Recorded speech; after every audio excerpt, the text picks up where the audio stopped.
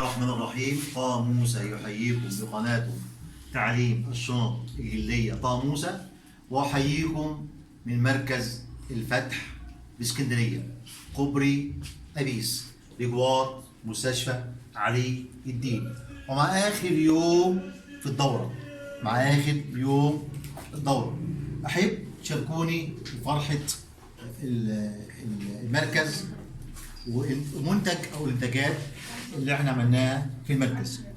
طبعا دي شنطة عملناها، علمناها للناس ماس عشوائي.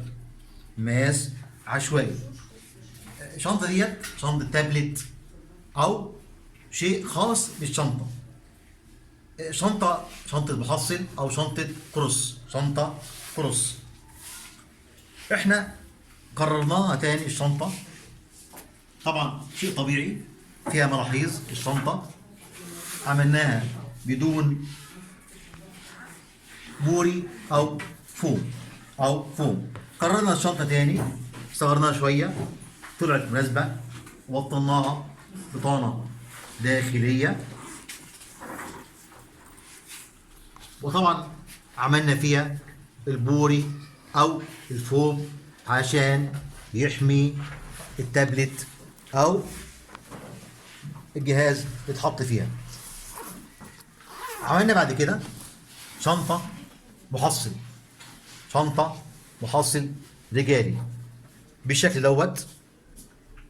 فيها جيب ينفع الموبايل أو للنضارة، فيها سوستة في الوش هنا، وعندنا ظهر سادة مفيهوش أي حاجة. طبعا زي ما انتم عارفين لازم يكون الوش قد الظهر. الخامة دي سكاي. طبعا الشنطة واخدة بطانة. عملنا حاجات بسيطة جدا. عملنا مقلمة للطفل ممكن ياخدها وهو رايح الامتحان. عملنا بعد كده شنطة محصل قطعة واحدة. الشنطة دي يا اخوانا انتاج مهندسة، مهندسة عندها حب العمل الفني، مهندسة حورية. شكرا أستاذة أو مهندسة حورية، مع أول مرة تحضر عندي، ولكن عندها إصرار وعملت الشنطة ديت. شكرا مهندسة حورية. طبعا حاجة تانية برضك، الحاجة سهير ثالث مرة تحضر ليا هنا في اسكندرية. أنا طبعا مش بتاع حريمي، ولكن هي خدت الأفكار بتاعت الشنط ونفذت الكيس دوت. وعملت ايه تاني؟ ادي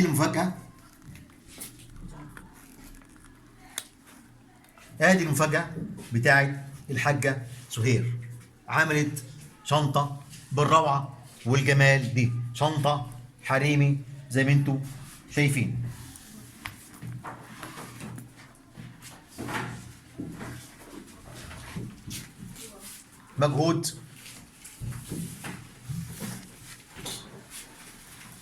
مجهود جبار. شكرا حاجة سهير. عملنا حزام وسط أو مقلمة.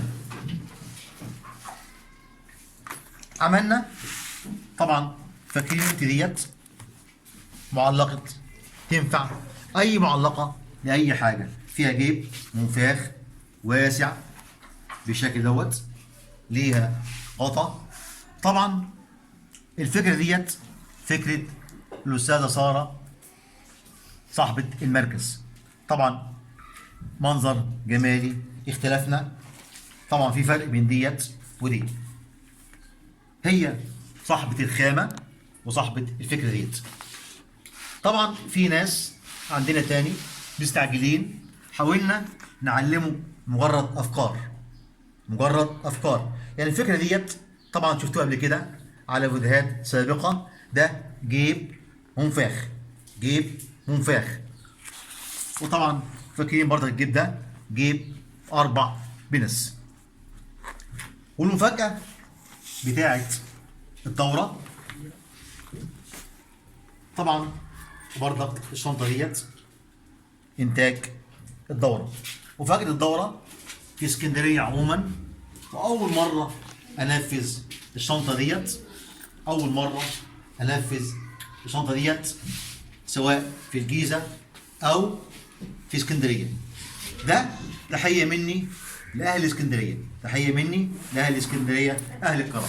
الشنطة الهاندباج ديت طبعا شنطة فيها مجهود، فيها فكرة، فيها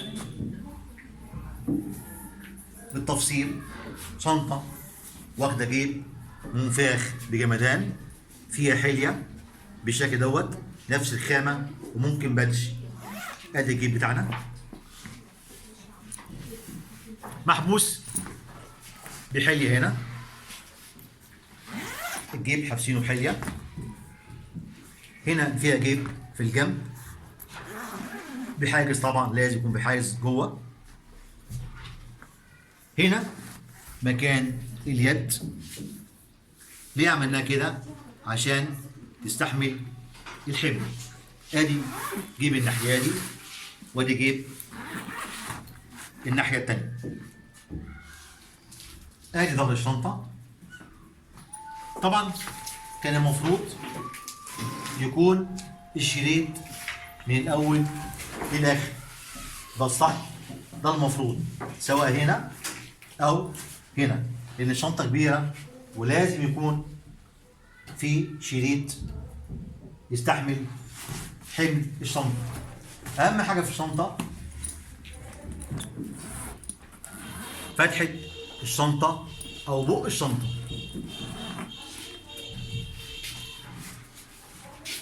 ادي الشنطه من جوه، ادي الحاجز بتاعنا يمين وشمال. الشنطه دي شنطه سفر كبيره، تمام. هنا ممكن يكون او البق كبير عشان لو عندنا غيارات مكويه او قميص بنطلون بنحط براحتنا الحاجه تتفصل تعجب. طبعا زي ما قلت ناقص فيها الحزام الكبير، ولكن هي افضل شيء ليها بالشكل دوت.